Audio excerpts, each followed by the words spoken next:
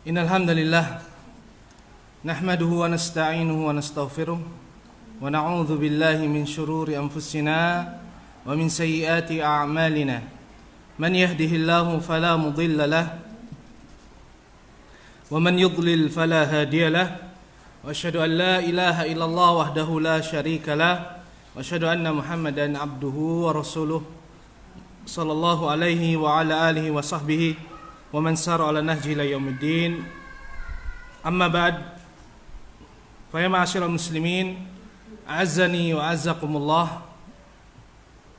Alhamdulillah, dengan rahmat serta taufiknya Allah tabaraka wa taala, kita dikumpulkan di majelis ta'lim, majelis yang paling dicintai oleh Allah Subhanahu wa taala di permukaan bumi ini, yang kata Nabi sallallahu alaihi wasallam, "Idza marartum bi riyadil jannah farta'u." Apabila kalian melewati taman-taman surga, maka berkunjunglah, memperbanyak berzikir kepada Allah. Maka para sahabat bertanya, "Wa ma riyadul jannah ya Rasulullah?"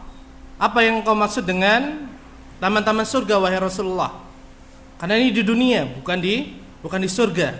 Maka Nabi SAW mengatakan, hilaqud dzikr, yaitu majelis ta'lim, majelis yang di dalamnya disebutkan tentang ilmu yang Allah turunkan kepada kita. Kemudian disebutkan pula tentang Allah Subhanahu wa taala, syariatnya, dan apa saja yang bermanfaat bagi kita di dunia dan di akhirat. Ma'asyiral muslimin rahimani wa rahimakumullah.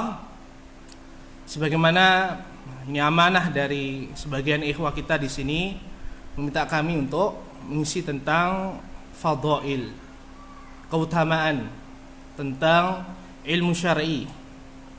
Sebenarnya saya yakin ya, di antara kita sudah faham tentang keutamaan ilmu syar'i ini, karena kita mengetahui bersama tidaklah para nabi alaihimussalatu wassalam membedakan dengan kita kecuali dalam satu hal, yaitu apa?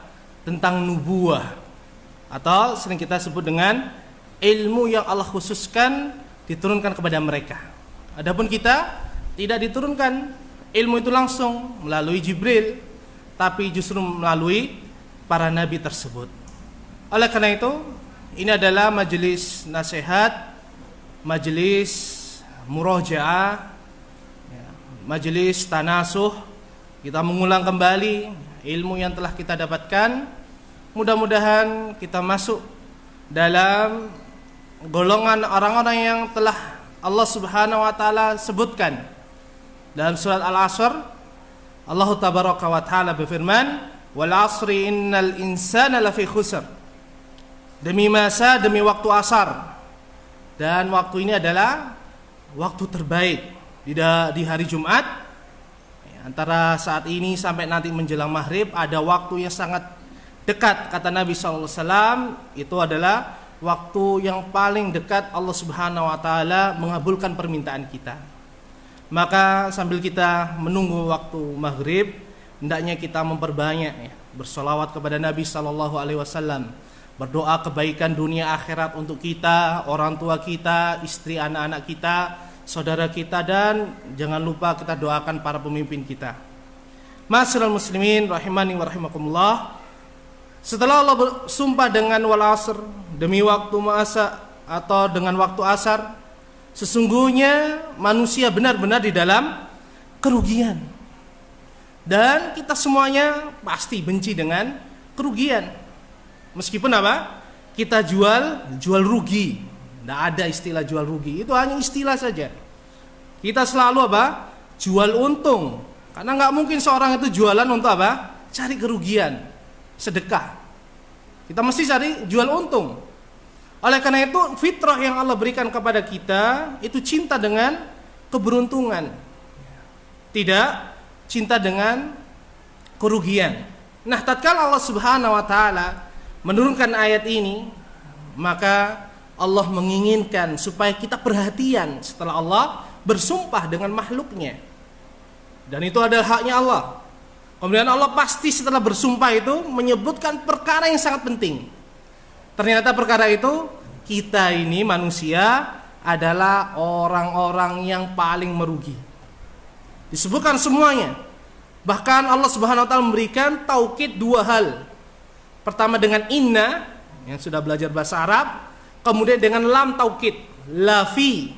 Lamnya itu adalah lam taukid, menunjukkan kita ini benar-benar rugi. Ternyata Allah Subhanahu wa taala berikan pengecualian. Yang pertama apa? Illal ladzina amanu, kecuali orang-orang yang beriman. Dan kita harapkan kita adalah di antara orang-orang yang beriman. Kemudian yang kedua, wa amilus shalihat. Meskipun seandainya Allah Subhanahu wa taala mencukupkan dengan mengatakan illal ladzina amanu tanpa menyebutkan wa amilus shalihat, orang-orang yang beramal saleh pasti sudah masuk dalam ayat tersebut. Kenapa Allah menyebutkannya? Karena amal itu adalah bukti yang paling besar menunjukkan keimanan seseorang. Ini untuk membedakan antara orang yang sekedar mengucapkan keimanan dengan orang yang benar-benar ingin merealisasikan keimanan. Kemudian watawasau bil haq, kecuali orang-orang yang saling tanasuh, memberikan nasihat di dalam kebenaran. Dan kebenaran itu adalah apa saja yang datang dari Allah dan Rasulnya sallallahu alaihi wasallam. Adapun kebenaran dari manusia ini sifatnya apa? Nisbi. Kadang orang percaya, terkadang pula berdusta. Adapun apa yang datang dari Allah, pasti itu adalah hak, tidak ada kedustaan di awal ataupun di akhir. Begitu pula apabila datang dari Nabi sallallahu alaihi wasallam dengan jalur yang sahih, dengan periwayatan yang disebutkan oleh para ulama terpenuhi syarat hadis sahih atau syarat hadis hasan. Dan yang keempat, watawasau bis sabr, yaitu kecuali orang yang saling tanasuh, memberikan nasihat untuk menetapi kesabaran. Karena orang beriman pasti akan diuji. Orang yang beramal soleh juga pasti akan diuji. Begitu pula orang yang saling menasihati. Maka ujian itu akan mudah, akan terasa nikmat tatkala seorang hamba bersabar di dalam menjalankannya. Dan mustahil kalau kita beriman tidak ada ujian. Maka wajib dari kita apa? Introspeksi diri. Kenapa Allah tidak menguji kita? Apakah kita lebih baik daripada Nabi SAW? Tatkala beliau beramal saleh, berdakwah, beliau dengan ujian sedemikian rupa, mulai dari diusir, diganggu, coba pembunuhan, tapi kita apa? Merasa aman saja. Ini perlu kita introspeksi diri. Justru orang beriman akan banyak ujiannya daripada orang yang tidak belajar.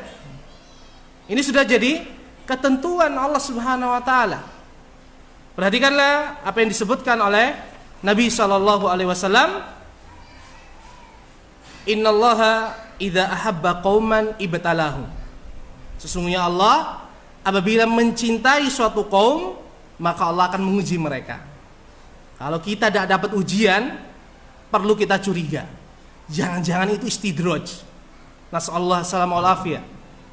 Kenapa? Karena Allah Subhanahu wa taala mengatakan hal sedemikian rupa.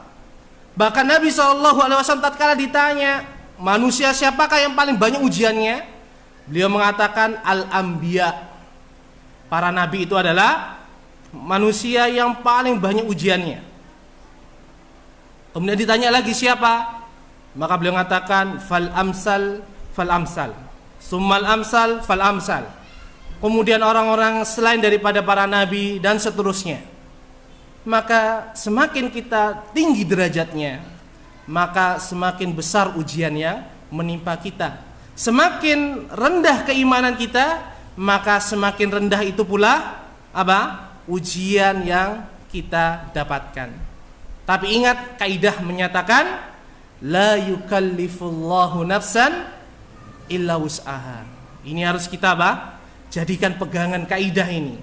Tatkala kita merasa ujian ini begitu besar, tatkala kita mudah merasa tidak sanggup dengan ujian ini, ingat-ingat kaidah ini. Sesungguhnya Allah tidaklah memberikan ujian bagi seorang hamba pun kecuali sesuai dengan kesanggupannya. Maka yakinlah bahwasanya ujian yang kita sedang hadapi itu pasti itu sudah sesuai dengan kadar keimanan kita. Pasti kita sanggup untuk apa? Menghadapinya. Karena ujian itu apa? Ditakdirkan oleh Allah Subhanahu wa taala. Bukan secara acak, random. Sekian berapa ini? 30 orang. Ujiannya level 1 sampai 10. Dirandom sama Allah. Yang imannya rendah dapat 10 levelnya. Tidak mungkin. Allah pasti apa? Sediakan. Kalau imannya sekian, ujiannya pun setara. Oleh karena itu ujiannya para ulama juga lebih besar daripada kita yang sebagai penuntut ilmu. Ujiannya para asatidz juga begitu besar dibandingkan dengan orang yang tidak belajar. Oleh karena itu wajib kita apa? Menghibur diri kita dengan kaidah ini, la yukallifullahu nafsan illa wus'aha. Maka ketika kita mengenal, mengetahui, memahami kaidah ini, jangan sampai kita mengucapkan sesuatu yang mendatangkan laknat Allah Subhanahu wa taala. Kesabaran saya sudah habis. Nah, ini contoh-contoh apa? Ucapan yang mendatangkan laknat Allah Subhanahu wa taala. Saya sudah gak sabar. Batas kesabaran saya sudah habis. Ini ucapan yang sangat berbahaya. Karena Allah Subhanahu wa taala itu memerintahkan senantiasa kita sabar. Dan sabar itu tatkala apa? Ujian datang.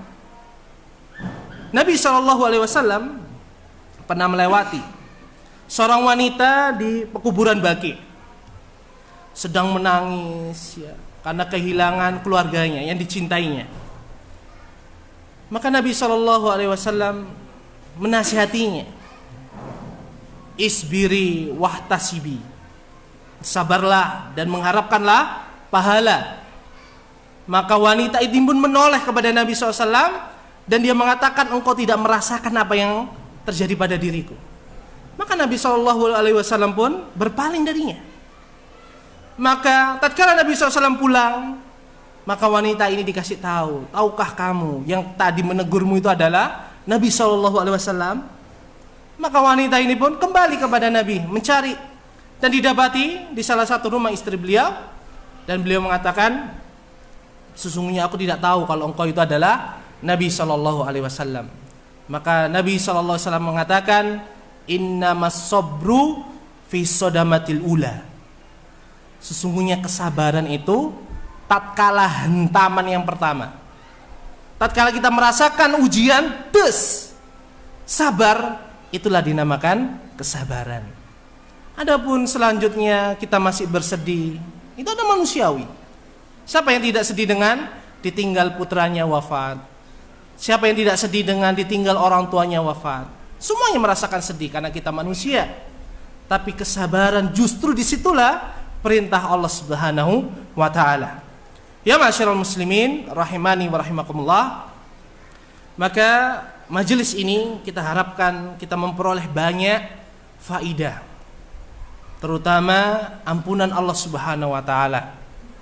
Karena Nabi SAW mengatakan, ala innamad dunya mal'unah. Ketahuilah bahwasanya dunia ini terlaknat. Siapa yang melaknat? Allah Subhanahu wa ta'ala yang menciptakan dunia ini. Sebagaimana apa? Tadi Allah Subhanahu wa ta'ala mengatakan, innal insana lafi khusr. Sesungguhnya manusia itu benar-benar dalam kerugian. Maka apa? Termasuk bentuk kerugian adalah dilaknat dunia ini. Mal'unun ma fiha. Nabi SAW memberikan penjelasan lebih lanjut. Dilaknat pula apa saja yang ada di dalam dunia itu, termasuk kita ya. Oleh karena itu kita fahami dalil untuk apa? Untuk kita bisa mencari keberuntungan, kabur dari kerugian. Jangan kita sampai sudah ngaji tahu di situ adalah kemalangan, kemudian kita apa? Sudah mengetahui jatuh di dalamnya. Ini bukan tujuan apa? Kita menuntut ilmu. Bukan tujuan kita duduk di majelis ta'lim. Jangan sampai kita apa? Sama dengan orang-orang yang tidak mengaji. Oleh karena itu semakin sering kita duduk di majelis ta'lim, maka akhlak kita, keimanan kita mestinya berbeda. Kalau tidak ada perbedaan dengan orang yang awam, maka harus segera dicek ngajinya benar apa belum. Jangan sampai apa? Kita ngaji sekian tahun, akhlak tidak berubah. Sama orang tua galak, sama istri kasar, sama anak seperti apa? Anjing dengan kucing. Ya, takut anak-anak kita. Ini harus berbeda. Harusnya apa? Seperti yang diucapkan oleh Syekhul Islam Ibnu Taimiyah rahimahullah. Ahlus sunnah arhamu wa arfaqul nas. Ahlus sunnah itu adalah manusia yang paling lembut, yang paling penyayang terhadap manusia. Kenapa? Ahlus sunnah sudah mendapatkan hidayah, sehingga dia menginginkan hidayah itu ada pada orang-orang di sekitarnya, sehingga dia berlemah lembut, supaya apa? Orang itu tertarik. Orang ini sudah ngaji, kok bagus sekali akhlaknya. Orang ini sudah ngaji, sholat 5 waktu di masjid, akhlaknya bagus, penampilannya sederhana. Ini penting kita apa? Perbaiki. Jangan sampai kita ngaji semakin apa? Eksklusif, tertutup, sama orang nggak nyapa. Ini adalah kekurangan.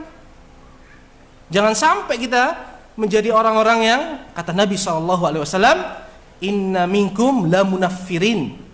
Sesungguhnya di antara kalian itu benar-benar ada yang menjadi orang yang membuat orang lain lari. Lari dari mana? Dari hidayah.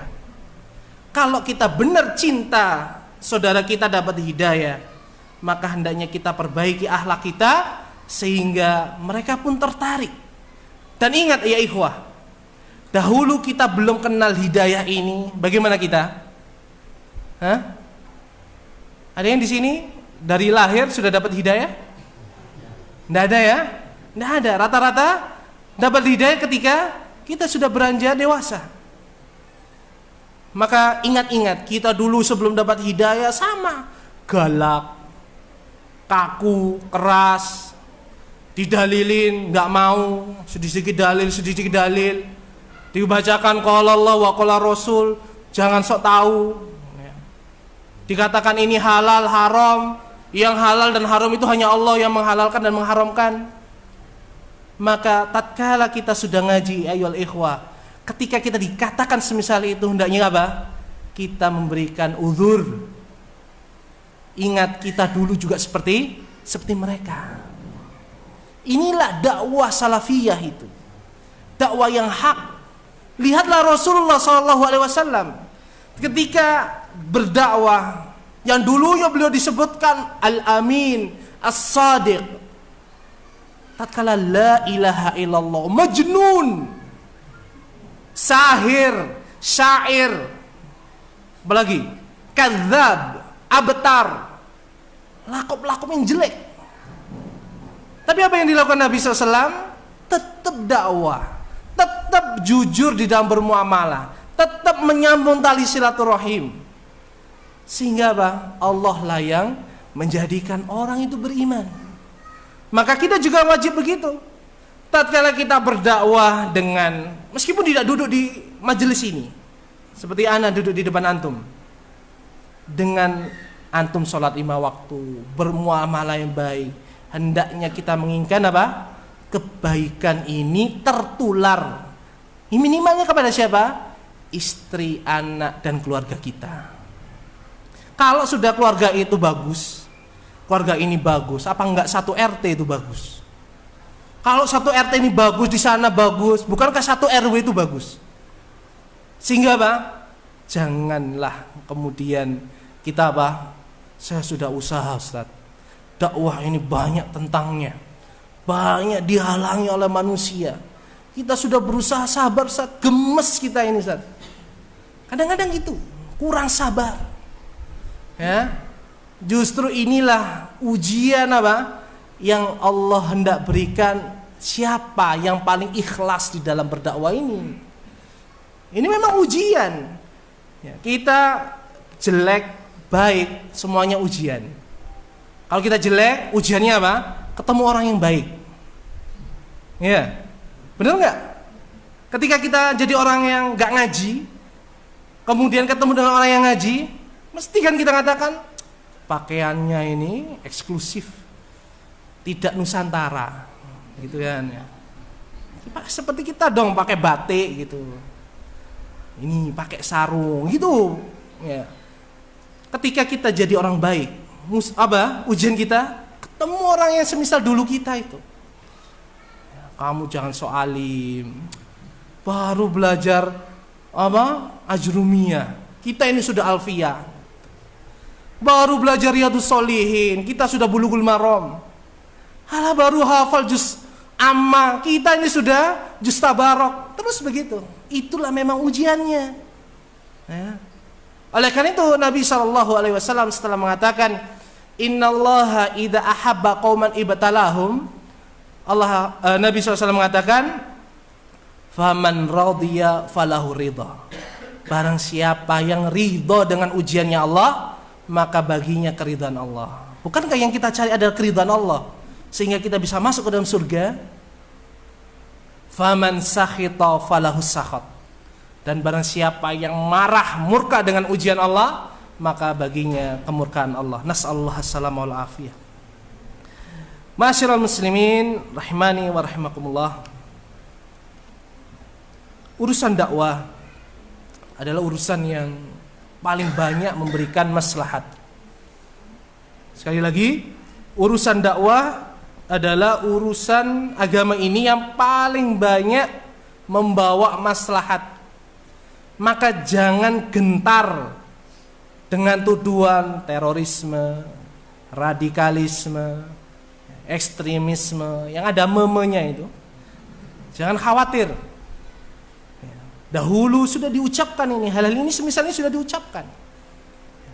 Misalnya apa? Kadrun, itu kan sudah lama itu. Dihembuskan orang-orang PKI kan. Sekarang dimunculkan kembali.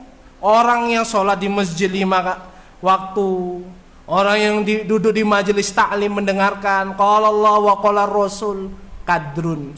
Biarkan. Ya. Kata orang Arab apa? Anjing menggonggong, kafilah berlalu. Tetap saja antum laksanakan kebaikan itu. Karena semua yang duduk di majelis ini saya yakin menginginkan surga Allah Subhanahu wa taala. Bahkan yang mengucapkan itu menyuarakan kadrun, terorisme radikal, ya, yang nggak suka kalau ada masjid itu rame. Itu mereka juga saya yakin menginginkan surga. Hanya saja posisinya berbeda. Kita sudah tahu dalil. Kita sudah tahu bahwasanya ya beginilah mestinya seorang muslim. Dia belum seperti dahulu kala kita sebelum mendapatkan hidayah. Maka nasihat kami, hendaknya kita yang sudah ngaji, mari kita perbaiki akhlak kita. Akhlak yang paling utama ya akhlak kepada Allah, yaitu kita ikhlas di dalam beribadah ini. Ibadah entah itu ibadah mahdhah ataupun ibadah muamalah. Jangan sampai kita sholatnya bagus sama tetangga jelek, dicoreng kita itu. Ya nih, jangan-jangan ke masjid nanti seperti tetangga itu, sholatnya bagus sama tetangga, teriak-teriak ganggu tetangga. Ini penting kita memperhatikannya. Kemudian mari setelah kita perbaiki akhlak kita kepada Allah, kita perbaiki akhlak terhadap keluarga kita, kepada orang tua. Maklum, mereka sudah tua. Pak, tidak boleh melakukan itu kesyirikan. Kamu baru ngaji kemarin sudah ngaku-ngaku ini syirik, itu syirik. Emang bapak ini kafir? Akan dikatakan seperti itu. Kamu baru ngaji, ya masih baru kencur misalnya. Sudah nasihatin orang tua. Saya ini sudah ngaji sekian lama. Begitu. Ya hendaknya kita bersabar. Bersabar. Kita tidak tahu hidayah itu kapan Allah berikan. Dan ingat, hidayah bukan kita yang memberikan. Bukan kita.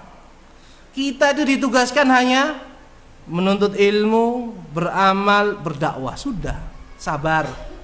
Adapun hasil Allah Subhanahu wa taala. Meskipun kita telah wafat, yakinlah usaha kita tidak akan disia-siakan oleh Allah Subhanahu wa taala. Ma'asyiral muslimin rahimani wa rahimakumullah. Ambillah kisah Abu Thalib. Siapa yang tidak kenal Abu Thalib? Sejarah telah mencatat Rasul sallallahu alaihi wasallam tatkala beliau mendapatkan wahyu yang pertama, mendakwahkan la ilaha illallah. Siapa yang paling mendukung, yang paling berkorban setelah Khadijah adalah Abu Thalib. Tapi dia tidak mau beriman. Tapi dia meyakini bahwasanya apa? Agamanya Muhammad adalah agama di atas kebenaran. Semua ahli sejarah sepakat. Tapi tatkala dia dalam keadaan sakaratul maut, maka Nabi SAW tetap berusaha datang berharap pamannya mau memeluk agama Islam. Ternyata teman, di situ ada teman Abu Jahal dan beberapa orang Quraisy yang musyrik. Ya ammi, wahai pamanku, qul la ilaha illallah kalimatan uhajju laka biha indallah. Wahai pamanku, ucapkanlah la ilaha illallah, yang kalimat itu akan aku jadikan sebagai penolongmu di hadapan Allah Subhanahu wa taala. Abu Thalib tahu perkataan ini dari awal, tapi beliau belum mengucapkannya. Kenapa? Karena faham konsekuensinya. Begitu pula temannya Abu Jahal ini, kerabat beliau. Apa katanya? Ya Aba Thalib, atarghabu an millati abikum Abdul Muttalib. Wahai Abu Thalib, apakah kamu benci terhadap agama bapakmu, yaitu Abdul Muttalib? Perseteruan antara hak dan batil terus seperti itu. Nabi SAW pun mengucapkan kembali, ya am, qul la ilaha illallah kalimatan uhajju laka biha indallah.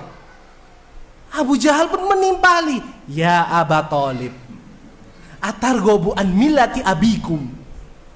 Terus seperti itu. Ya memang begitu ujian dakwah itu. Tapi Nabi SAW tetap berdakwah, tetap berusaha lembut, tidak mengusir Abu Jahal. Ya. Kalau kita mungkin apa? Sudah mengusir. Kamu ini bikin apa? Kisruh gitu kan gitu ya.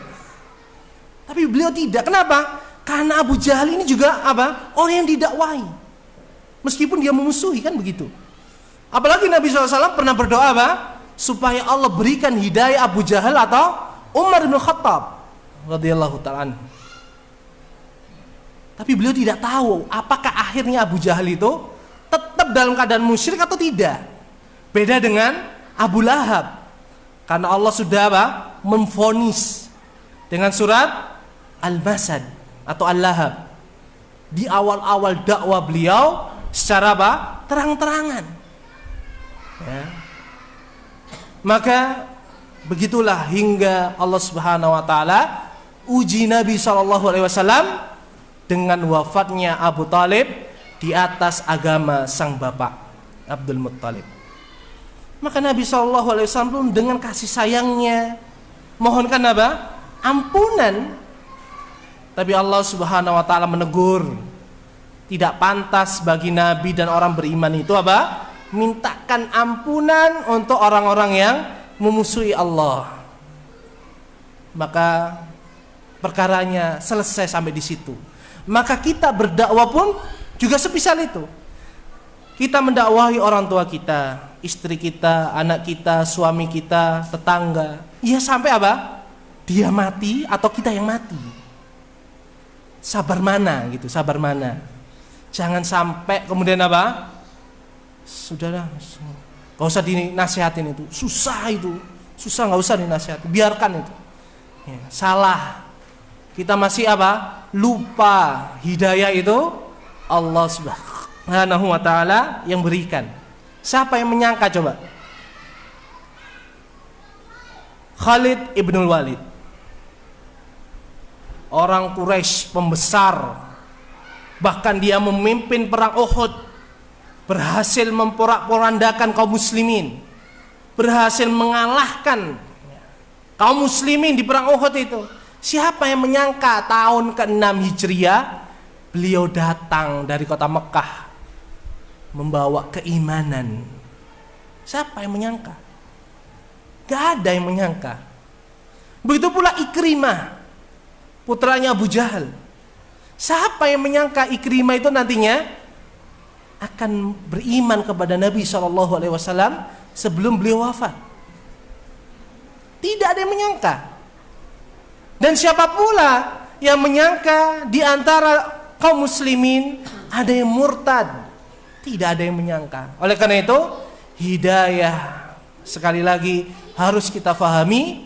Kita hanya berusaha sebaik mungkin, semampu kita, dan serahkanlah hidayah itu kepada Allah Subhanahu wa taala. Allah Azza wa Jalla mengatakan kepada Nabi Muhammad sallallahu alaihi wasallam, "Innaka la tahdi man ahbabta." Wahai Muhammad sallallahu alaihi wasallam, sesungguhnya engkau tidak bisa memberikan hidayah taufik. Ya, perhatikan hidayah taufik, karena hidayah itu ada dua. Hidayatul irsyad wal ilm. Itu yang dapat kita sampaikan. Ini loh dalilnya. Ini penjelasan para ulama. Ini hadisnya, ini ayatnya. Itu namanya hidayatul ilmi wal irsyad.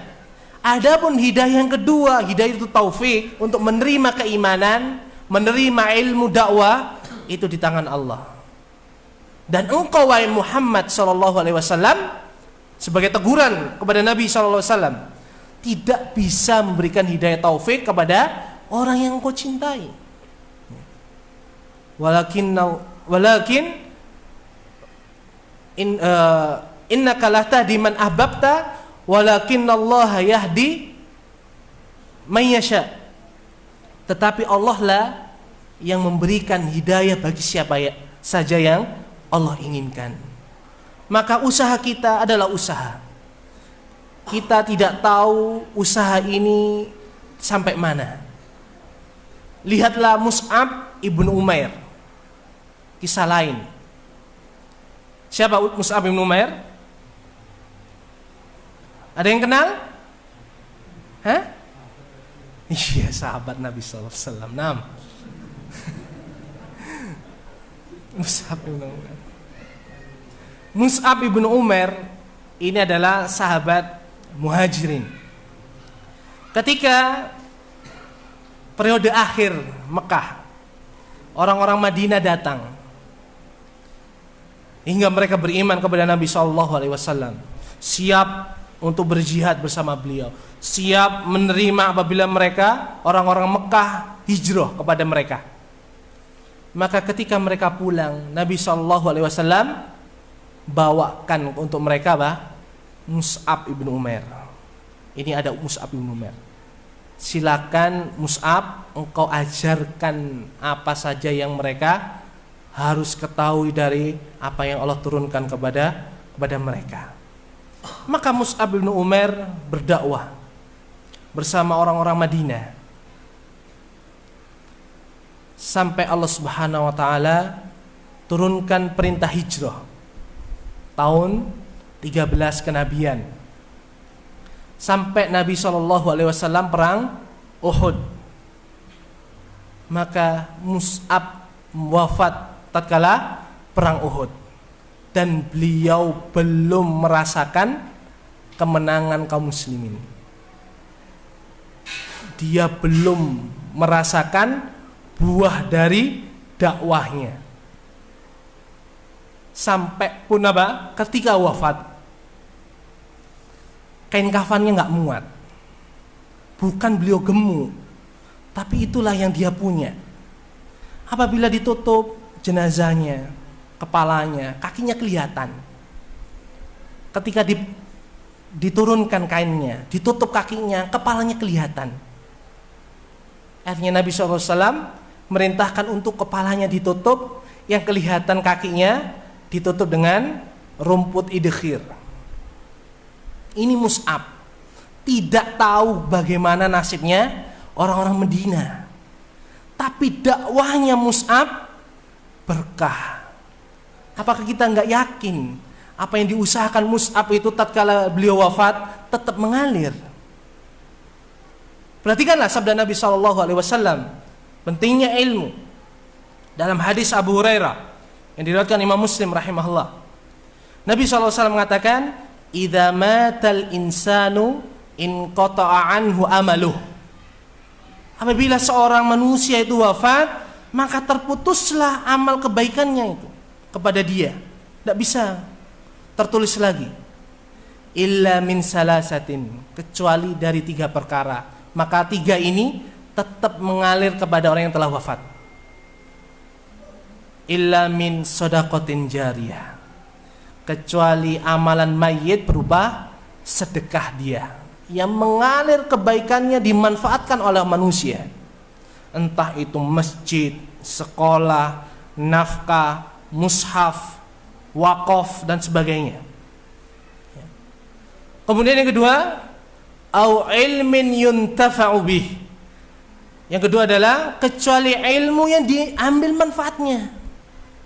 Maka tatkala kita berdakwah 1 ayat, karena kita mengetahui balighu anni walau ayah, kata Nabi SAW, sampaikan dariku meskipun 1 ayat, 1 hadis yang kita ketahui, maka kita tidak tahu pahalanya itu sampai mana. Tapi yakinlah apa yang kita ucapkan, yang kita ketahui dengan yakin, Allah tidak akan sia-siakan. Ini yang perlu kita besarkan, sehingga tidak ada keluh kesah. Belum diterima, ya hari ini belum diterima, besok nggak ada yang tahu. Ini tetangga susah sekali, Ustaz 10 tahun kita dakwai, belum menerima. Ya siapa tahu 20 tahun baru dapat hidayah. Ustaz, istri saya ini Ustaz tak ajak ngaji, sudah 15 tahun Ustaz nggak mau ngaji. Ya coba mungkin 16 tahun baru dapat hidayah. Ustaz, suami saya Ustaz susah diajak untuk sholat masjid. Sudah bernikah lama, sudah 13 tahun lah. Ya mungkin 14 tahun baru dapat hidayah. Ini yang perlu kita besarkan di hati kita. Begitu pula anak-anak.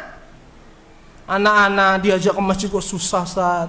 Ini gara-gara gadget. Ya jenengan yang antum sendiri yang ngasih gadget kan begitu. Apakah pinjam tetangganya? Kan enggak. Ya kita orang tua yang ngasih gadget. Maka jangan sampai kita lupa hidayah itu Allah yang milikinya. Dan nasihat yang ketiga ya, jangan lupakan doa. Jangan lupakan doa. Karena doa itu Masya Allah, banyak hal tidak bisa dilakukan dengan usaha, tapi doa bisa merubah segalanya. Lihatlah kisah Abu Hurairah. Abu Hurairah radhiyallahu ta'ala. Siapa yang tidak kenal Abu Hurairah? Sahabat miskin Ahlus Suffah, yang beliau hijrah dari Yaman, suku Daus, membawa ibunya. Tapi ibunya nggak beriman. Setiap hari Abu Hurairah itu berdakwah. Apa katanya ibunya? Ya Muhammad itu begini dan begitu. Maksudnya jelek. Setiap dinasihati begitu. Akhirnya suatu saat tidak tahan Abu Hurairah ini. Akhirnya dia menangis. Ya, lapor kepada Nabi SAW. Ya Rasulullah, ibu saya itu begini-begini, mengatakan tentang engkau begini dan begitu. Maka apa kata Nabi SAW? Pulanglah. Kemudian apa? Nabi SAW berdoa untuk ibunya Abu Hurairah. Tidak ada yang menyangka ternyata hidayah itu Allah berikan tatkala Abu Hurairah sudah hampir-hampir putus asa. sahabat itu kalau Rasulullah SAW yang disakiti, mending dirinya yang disakiti daripada Rasul SAW. Ini Abu Hurairah, setiap ketemu ibunya, orang yang paling diinginkan untuk beriman, selalu mencaci maki Rasul SAW, menolak dakwanya. Tapi ternyata apa? Ketika hampir-hampir putus asa, Allah berikan hidayah kepada beliau, ibunya. Dan tatkala pulang, sang ibu pun mengatakan la ilaha illallah wa asyhadu anna Muhammadan abduhu wa rasuluh. Siapa yang menyangka Abu Hurairah nggak akan nyangka beliau apa? Setelah hampir putus asa, justru apa? Hidayah itu Allah berikan. Siapa yang menyangka pula Umar bin Khattab, setelah dia ini orang pemuda yang paling pemberani di antara orang-orang Quraisy, bahkan dia termasuk pembesar dari Bani Adi. Ketika didakwahkan dia menolak. Siapa yang menyangka ternyata apa? Dia yang paling getol memusuhi dakwah Nabi SAW mulai beriman tatkala Nabi SAW menginginkan, ya Allah berikanlah hidayah kepada Abu Jahal atau kepada Umar bin Khattab. Berikanlah kekuatan kaum muslimin dengan imannya Abu Jahal atau Umar bin Khattab. Maka ternyata sejak doa itulah Allah turunkan hidayah kepada Umar bin Khattab. Maka kita pun seperti itu. Kita doakan istri kita, kita doakan anak kita, suami kita, orang tua kita, tetangga kita, saudara kita, teman kita. Apalagi yang mendoakan orang banyak. Yakinlah doa saudara kita, doa kita, tidak ada yang tahu di antara kita siapakah yang dikabulkan oleh Allah Subhanahu wa taala. Ustaz, ini kita doakan semua, Ustaz. Tapi sampai meninggal pun apa? Dia tidak menerima dakwah ini. Bahkan dia berwasiat, Ustaz, untuk apa dakwah ini tetap harus diganggu misalnya. Ya. Siapa tahu. Maka yakinlah, justru itulah ladang kita untuk mendapatkan pahala di sisi Allah Subhanahu wa taala. Coba kalau antum apa? Enggak berdoa, apakah dapat pahala? Enggak. Justru karena kita berdakwah terus, berdoa sampai meninggal dia enggak beriman, yakinlah kita tidak disia-siakan oleh Allah Subhanahu wa taala. Kita ambil pelajaran tentang kisah Hajar bersama Ismail. Bayangkan Hajar Ismail diantar oleh Ibrahim. Ibrahim selama perjalanan gak ngajak ngomong, hanya bawa makanan bekal ya secukupnya. Ditinggal di negeri yang tidak ada tumbuhan, tidak ada hewan, gak ada Indomaret, gak ada Alfamaret, tandus. Yang paling parah apa? Gak ada manusia. Kalau orang kita sekarang ya, mungkin dianggap gila ya. Kamu gila apa naruh kita di sini gitu. Nggak masuk akal. Tapi lihatlah keimanan Hajar. Apakah Allah yang memerintahkanmu wahai Ibrahim? Maka Ibrahim mengatakan, iya. Apa kata Hajar? Maka sekali-kali Allah tidak akan menyia-nyiakan kami. Inilah yang perlu kita ambil pelajaran kisah itu. Bukan sekedar apa? Dikisahkan, menghafal, takjub. Bukan itu, tapi apa? Ambil ibrahnya. Maka dalam berdakwah juga semisal itu. Ilmu ini adalah kita hanya menyampaikan saja. Hidayah Allah yang berikan. Tapi jangan lupakan doa. Ma'asyiral muslimin rahimani wa rahimakumullah. Nabi SAW mengatakan, al-mu'minul qawiyyu khairun wa ahabbu ilallahi minal mu'mini dhaif. Mukmin yang kuat itu ya kuat segala hal. Kuat imannya, ilmunya, kuat fisiknya. Itu lebih baik dan lebih Allah cintai daripada mukmin yang lemah, lemah imannya, lemah fisiknya, lemah hartanya. Wa fi kullin khair, tapi setiap dari mukmin itu ada kebaikan. Ini yang penting. Kemudian Nabi SAW mengatakan, ihris ala ma yanfa'uk, semangatlah di dalam perkara yang memberimu manfaat, dan sebaik-baik manfaat adalah manfaat ilmu. Lihatlah manusia tatkala nggak ada nabi, apa yang terjadi? Bergelimangan dosa. Justru Allah menurunkan nabi, mengutus para nabi rahmatan lil alamin. Apa yang dibawa nabi? Harta? Bukan, ilmu. Maka kita ini ibaratnya apa? Estafet dari Nabi SAW kepada orang-orang yang di sekitar kita. Maka posisikanlah kita seperti apa? Para nabi. Meskipun kita bukan para nabi dan tidak akan mungkin jadi nabi. Bisa jadi nabi? Bisa, nabi palsu. Ya. Jadi apa? Itu ihris ala ma yanfa'uk. Tapi ingat apa? Wasta'in billah. Mintalah pertolongan kepada Allah. Saya punya harta banyak, Ustaz. Saya sudah dakwahin kajian ini, kajian itu. Saya sudah wakaf kitab ini, kitab itu. Gratis, Ustaz. Gak ada yang mau dengan dakwah kami. Lupa hidayah itu Allah Subhanahu wa taala. Dan yang ketiga, wasta'in billahi wala ta'jaz. Jangan lemah. Lemah apa? Putus asa. Lemah, Ustaz, enggak ada yang mau, Ustaz. Sekian dakwah 10 tahun cuma itu aja, enggak apa-apa. Ya, tugas kita itu apa? Bukan ngasih hidayah, tapi apa? Nyampaikan hidayah, begitu. Ya, jangan lemah. Ma'asyiral muslimin rahimani wa rahimakumullah. Dari kisah-kisah ini kita bisa ambil faedah apa? Perbedaan kita dengan manusia paling mulia adalah ilmu.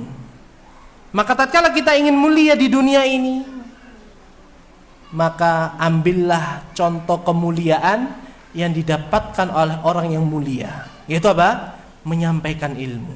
Ma'asyiral muslimin rahimani wa rahimakumullah. Oleh karena itu kita kembali ke hadis di awal tadi, ala innamad dunya mal'unah mal'unun ma fiha. Ketahuilah dunia ini terlaknat. Dilaknat apa saja yang ada di dalamnya termasuk kita. Tapi Nabi SAW mengecualikannya. Illa dzikrullah, kecuali yang gak dapat laknat. Apa sih laknat itu? Siapa yang tahu? Hah? Nah, dijauhkan dari rahmat Allah Subhanahu wa taala. Itu apa? Laknat.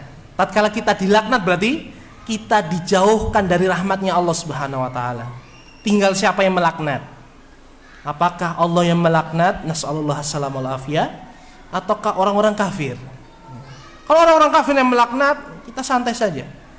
Allah adalah waliyuna. Ya. 6. Illa dzikrullah wa ma walahu, kecuali dalam rangka berzikir kepada Allah, yaitu beribadah.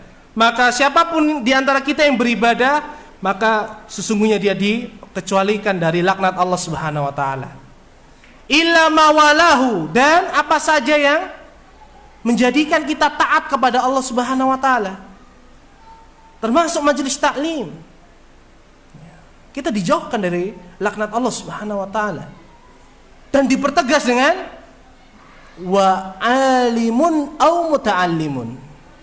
Dan kecuali yang tidak dilaknat adalah orang yang berilmu atau yang mempelajari ilmu. Maka kita tatkala Ustaz saya sudah ngaji lama, gak bisa bahasa Arab, maka anggaplah kita tidak berilmu. Tapi apa? Jangan sampai kita bukan penuntut ilmu. Nggak apa-apa kita nggak hafal usul fikih, nggak wajib. Tapi apa? Jangan sampai kita tidak belajar itu. Ini sabda Nabi SAW, bahwasanya dunia ini dilaknat, di dalamnya pula dilaknat oleh Allah Subhanahu Wa Taala, kecuali dalam rangka beribadah kepada Allah. di dalam rangka mentaati Allah dan apa saja yang menjadikan kita taat kepadanya. Termasuk apa? Berjalan dari rumah menuju masjid. Ya. Kemudian kecuali orang yang berilmu atau orang yang mempelajari ilmu. Kita nggak berilmu, ya jangan sampai kita tidak mempelajari ilmu. Justru kalau sudah tahu kita ini nggak berilmu, justru apa? Jangan meninggalkan majelis taklim. Justru mestinya apa? Ditambah porsinya, kan begitu ya.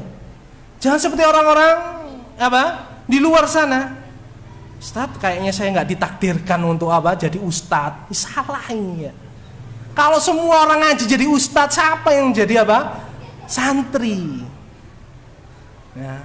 Ini penting dan termasuk kesalahan orang tua. Ini saya kasih pengalaman kami di Pondok Al-Furqan. Banyak atau tidak sedikit orang tua tatkala anaknya ditaruh di pondok, apa yang dipesankan oleh mereka? Ustadz, saya titip anak saya, jadikan ustadz. Ini salah ini ya. Allah yang jadikan, anak itu faham. Allah yang memilih di antara anak itu ada yang jadi ustadz. Apalagi apa? Kaum muslimin Indonesia ini citra terhadap pondok itu apa mengerikan loh. Tak kasih tahu ya. Rahasia ini, tapi tak kasih tahu. Pondok itu sarangnya anak nakal. Terutama orang Jawa ini. Nak, kamu kalau nakal terus tak pondokin. Mesti begitu ancamannya itu. Wes kamu gak iso diatur, dipondokin aja. Padahal pondok itu tempat orang berilmu, untuk menuntut ilmu, bukan untuk apa? Untuk kumpulnya anak nakal. Meskipun tentunya apa? Pondok itu berusaha untuk mengentaskan problem-problem semisal itu. Maka jangan salahkan kalau ada pondok ini kita sudah bayar anak kok nggak tambah baik. Ya karena salah niatnya. Ya. Apa kemudian sekolah umum itu negeri itu lebih baik daripada pondok? Tidak begitu. Oleh karena itu kita harus sebagai orang tua faham ilmu kewajibannya ustadz yang menyampaikan. Kita kewajibannya bayar SPP, ngasih uang saku, ditelepon, diberikan cinta. Jangan sekedar apa dikirimin duit transfer, nggak pernah ditelepon. Saya punya santri dari kelas 1 SD sampai kelas 6 nggak pernah ditelepon. Dijemput, diantar pun tidak. Subhanallah. Sampai anak ini tuh merintih ketika anak itu sudah lulus. Menangis dia.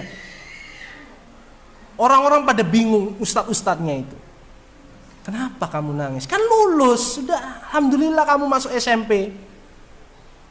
Nggak bisa jawab. Nangis, tapi nggak bisa ngomong. Nangis gitu ya.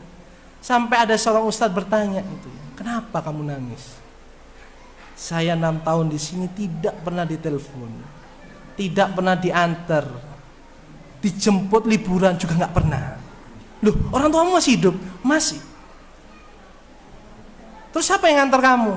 Ya ustadz itu adalah ipar saya. Subhanallah. Orang tua lupa diri. Tugasnya orang tua itu juga ngasih cinta kepada anak. Jangan perlakukan anak kita itu seperti kita. Kadang-kadang kita itu apa? Pengen difahami. Kita lupa mereka itu anak-anak. Ustadz, nanti kan tahu-tahu sendiri gitu ya. Salah itu.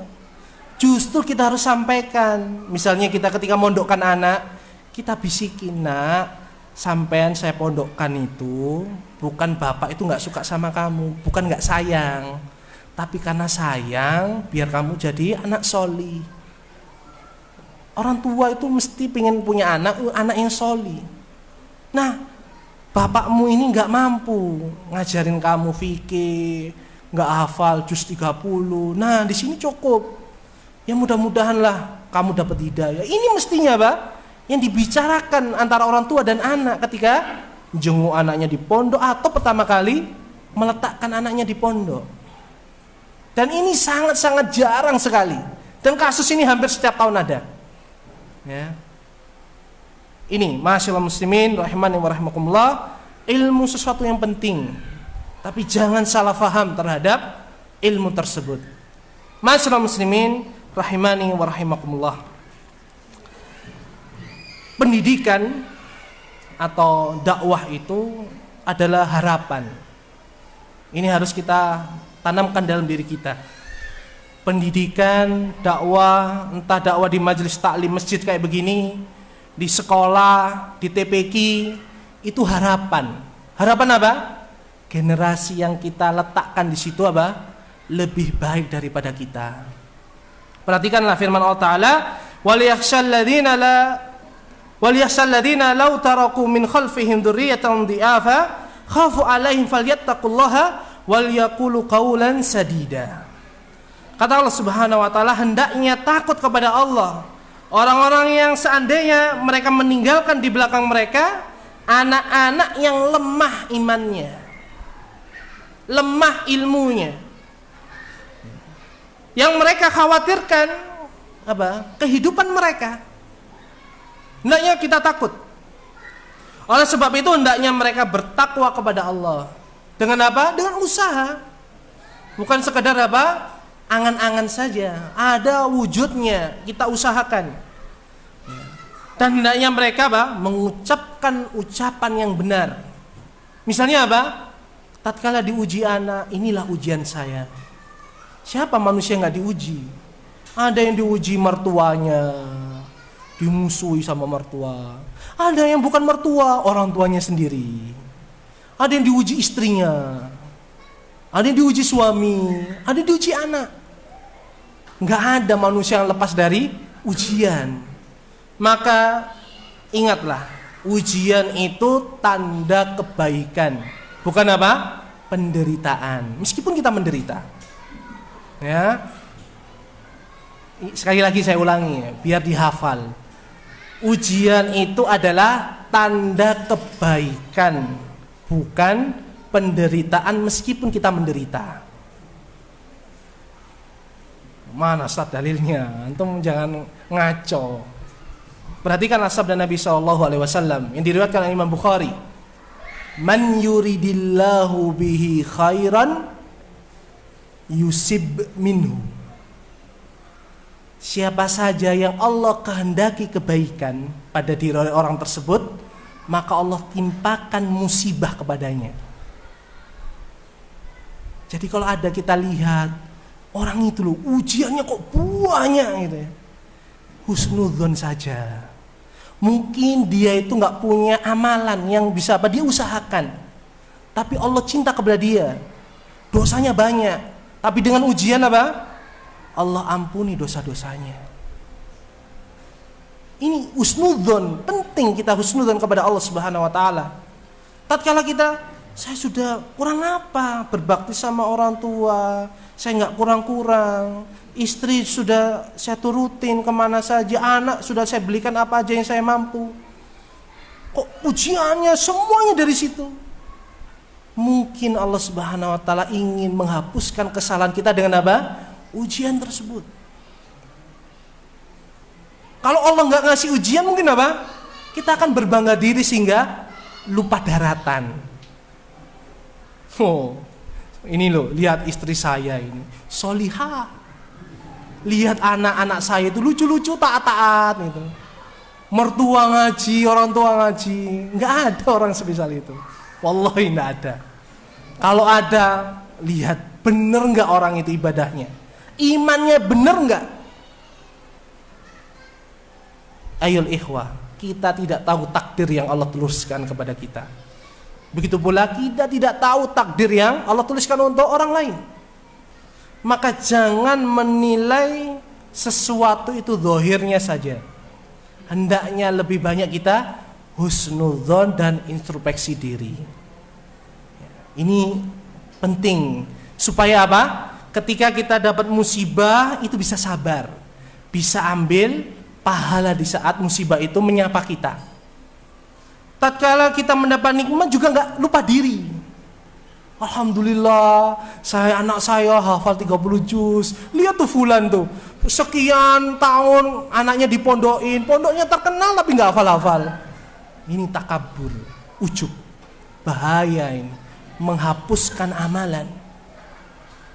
Oleh karena itu, apapun yang Allah berikan kepada kita pasti itu baik, meskipun itu kita rasakan berupa penderitaan. Karena tadi Nabi SAW mengatakan, man yuridillahu bi khairan yusib minhu. Ini harus kita pegang. Maka pendidikan adalah harapan kita untuk apa? Supaya generasi kita dan generasi yang ada di belakang kita ini apa? Bisa meneruskan kebaikan ini. Kemudian selanjutnya tentang fadail ilmu. Pendidikan atau dakwah ilmu ini adalah hijab. Apa hijab itu? Tabir, penghalang dari laknat Allah Subhanahu wa taala, dari musibah azab, bukan musibah keimanan, tapi azab. Perhatikanlah firman Allah taala tentang Bani Israel yang kafir. Allah mengatakan dalam surah Al-Maidah ayat 78 dan 79, lu'inal ladzina kafaru min bani Israil ala lisani Dawud wa Isa bin Maryam. Telah dilaknat orang-orang kafir dari kalangan Bani Israel melalui lisannya Nabi Daud alaihissalam, begitu pula lisannya Isa putranya Maryam radhiyallahu anha. Kenapa? Perhatikanlah, ini kuncinya. Dzalika bima asaw wa kanu ya'tadun. Allah menyebutkan dua sebab. Yang demikian itu disebabkan karena mereka durhaka, bermaksiat, dan mereka melampaui batasan yang Allah Subhanahu wa taala telah tetapkan. Apa maksudnya? Kanu la yatanahawna an munkarin fa'alu. Mereka itu antara satu dengan yang lain apa? Selalu membiarkan kemungkaran yang mereka lakukan. Maka di sini tidak ada apa? Tidak ada amar ma'ruf nahi mungkar, tidak ada dakwah, tidak ada majelis taklim, tidak ada majelis halal dan haram. Ini sebabnya dilaknat. Maka kita meskipun bukan yang dimaksud oleh Allah dalam sini ayat ini, kita juga disebut. Para ulama mengatakan al-ibratu la bi khususis sabab. Ibrah itu bukan karena khususan sebab, tapi apa? Bi umumil lafad. Tapi keumuman lafad ini. Meskipun Bani Israel yang disebutkan, tapi apabila kita mengikuti Bani Israel yang semisal ini, maka kita pun akan mengena. Nas'alullah salamah wal afiyah. Labi sama kanu yaf'alun. Maka itulah sejelek-jelek apa yang mereka perbuat.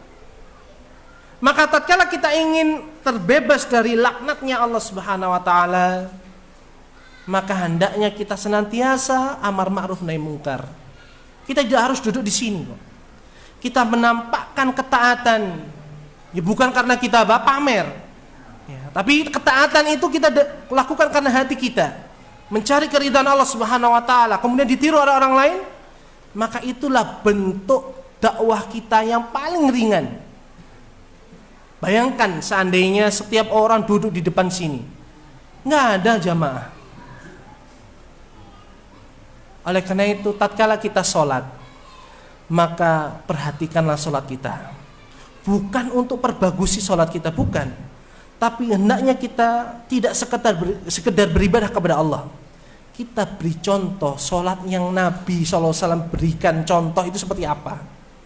Kalau kita itu sholatnya seperti Nabi SAW, hati kita ikhlas karena Allah, orang akan melihat, orang ini loh baik akhlaknya, sholat 5 waktu di masjid, penampilannya good looking. Apa good looking itu? Yaitu bagus penampilannya. Kan bahasanya anak sekarang gitu ya, good looking. Kemudian sholatnya kok berbeda. Timbul apa? Penasaran. Pak, sholatnya kok begitu sih, nggak sama kayak orang-orang. Sampean antum belajar dari mana? Oh, saya belajar dari kitab ini, sifat sholat Nabi. Bisa pinjem Pak? Oh silakan, bawa aja, enggak apa-apa. Oh jangan, saya belikan aja ya yang baru, nah, misalnya begitu. Nah bisa aja ya. Oleh karena itu banyak usaha kita, tidak harus duduk di depan ini, tidak harus duduk di atas mimbar itu. Ya kalau sekedar duduk ya gampang. Oleh karena itu kebaikan, jangan kita merasa diri kita ini yang paling baik. Kita ini maha lemah. Tapi apa?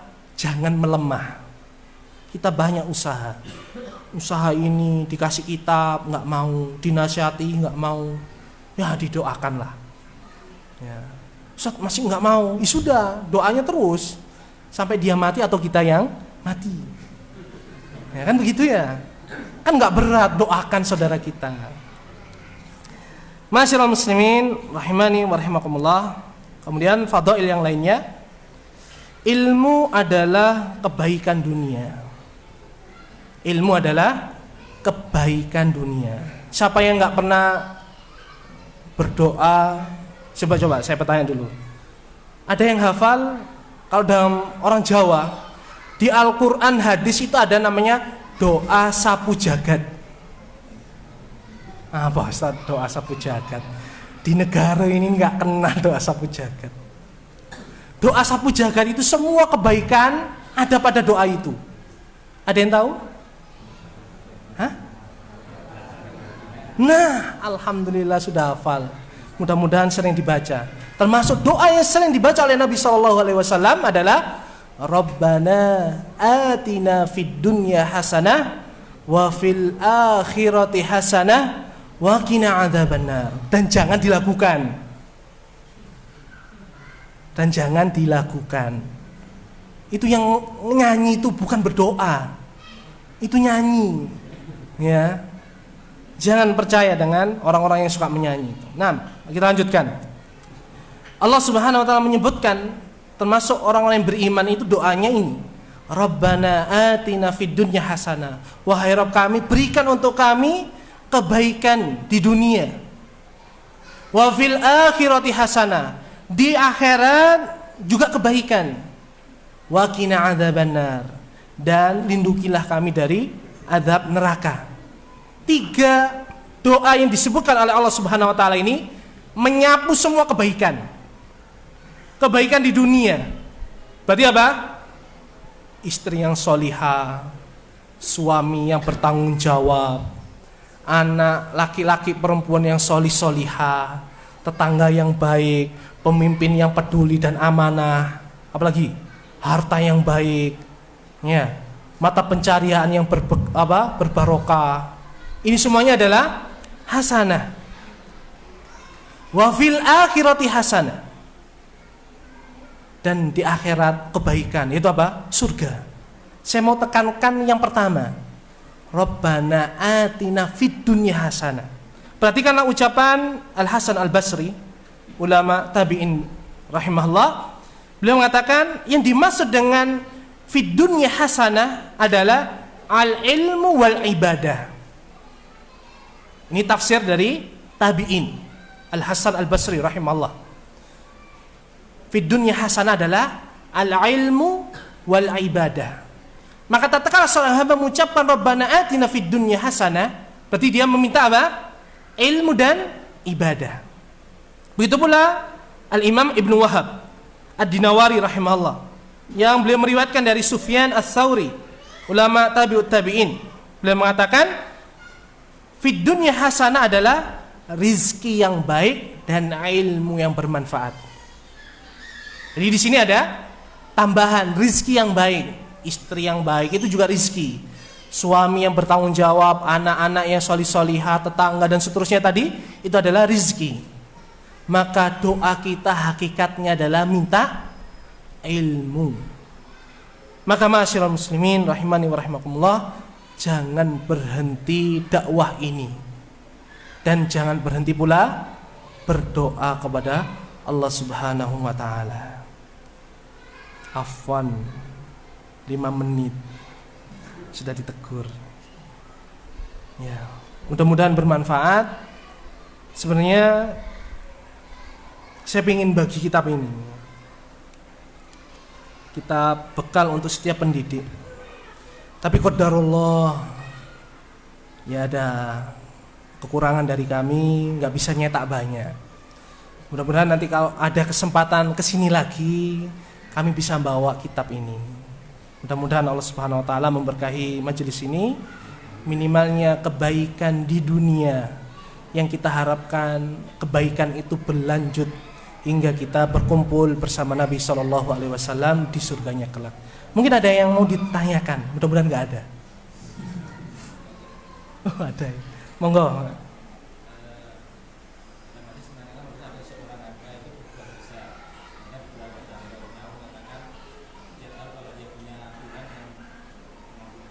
Ya. Kemudian di sisi lain ada ayat yang mengatakan ada seorang itu berapa sendiri itu juga dosa dan lagi berdosa mengatakan bahwa Allah akan palingkan dalam video di sini ada semacam Kayak bertentangan. gimana? Nah, ada dalil yang menyebutkan ada orang yang berbuat maksiat terus, dia bertobat, maksiat terus sehingga Allah palingkan dari ketaatan. Disebutkan dalam hadis yang lain, hadis qudsi, ada seorang hamba bermaksiat, tiba-tiba dia menyesal, bertobat nasuha, diulangi lagi maksiatnya, Allah pun ngasih ampunan. Dia bermaksiat, kemudian bertobat, Allah kasih ampunan, sampai hamba itu bosan dan Allah itu tetap menerima, mengampuni dosanya. Gimana Ustaz? Kan bertentangan Ustaz. Ma'asyiral muslimin rahimani wa rahimakumullah, yakinlah bahwasanya Al-Qur'an dan As-Sunnah tidak akan mungkin bertentangan selama-lamanya.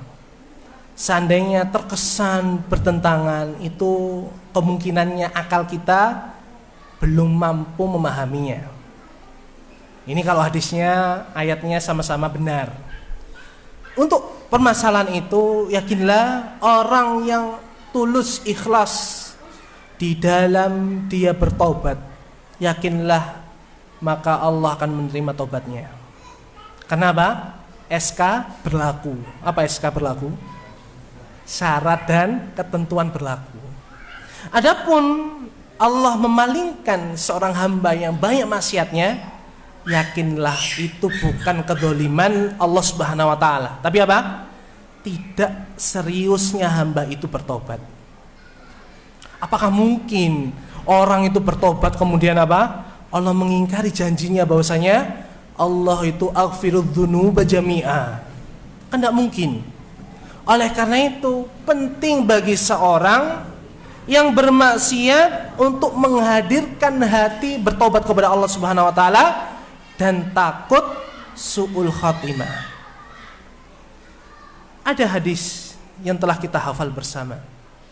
Innamal a'malu bi khawatimiha. Sesungguhnya amalan-amalan seorang hamba itu bergantung di ujung akhir hidupnya. Maka dalam hadis yang lain disebutkan ada seorang hamba ya'malu bi amali ahlil jannah hatta ma yakuna bainahu wa bainaha illa dhira'un fayusbiqu ahlil kitab fayamalu bi amali ahlin nar fayadkhuluha. Ada seorang itu senantiasa berbuat baik, amalan ahli surga, sampai ketika hendak meninggalkan dunia ini hanya satu jengkal dia pun melakukan amal keburukan, maka dia pun mati dalam keburukan, masuk ke dalam neraka. Hadis ini ancaman, bukan pasti.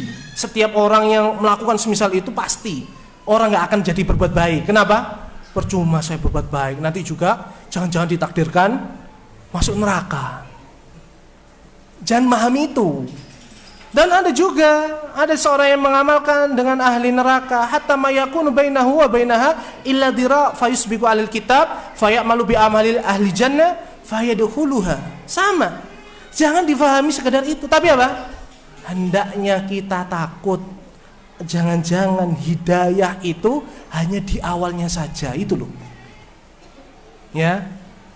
Jangan difahami bertentangan, tapi apa? hidayah yang kita rasakan, kita dalam ketaatan, itu tidak ada jaminannya. Apakah kita meninggal, hidayah itu masih ada di dalam diri kita. Oleh karena itu, orang yang bermaksiat hendaknya apa? Menghadirkan taubatan nasuha. Ini yang pertama. Yang kedua, hendaknya dia serius berdoa. Kenapa? Ada nggak doa yang Allah wajibkan paling banyak? Doa apa itu? Siapa yang bisa? Tak kasih hadiah ini. Bapak ini paling sering ngasih jawaban. Tafadhol. Nah, barakallahu fiik. Doa apa? Ihdinas siratal mustaqim. Tidak ada doa yang wajib untuk diminta oleh seorang hamba yang lebih sering untuk dibaca kecuali doa ini. Apa? Ihdinas siratal mustaqim. Ya Allah, artinya tunjukilah kami ke dalam siratal mustaqim. Dalam tafsir yang lain, kepada siratal mustaqim. Apa maksudnya? Kita minta hidayah sampai apa? Sampai kita meninggal dunia. Makanya diulang berapa kali dalam sehari? Minimalnya 17 kali. Kenapa? Nggak ada jaminan kita terus dapat hidayah. Tapi harus kita yakini tatkala kita dapat hidayah itu adalah rahmat Allah Subhanahu wa taala. Maka orang yang bermaksiat, maka kita sampaikan kabar gembira, Allah Maha menerima taubat. Jangan ditakut-takuti. Kamu maksiat terus, Allah nggak akan ngampuni kamu. Akhirnya kita sendiri yang masuk dalam neraka. Ada orang yang melakukan kebaikan, jangan terlalu dipuji. Tapi apa? Diingatkan supaya semoga Allah menerima amalmu. Taqabbalallahu minna wa minkum.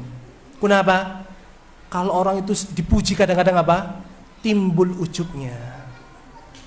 Nih ya.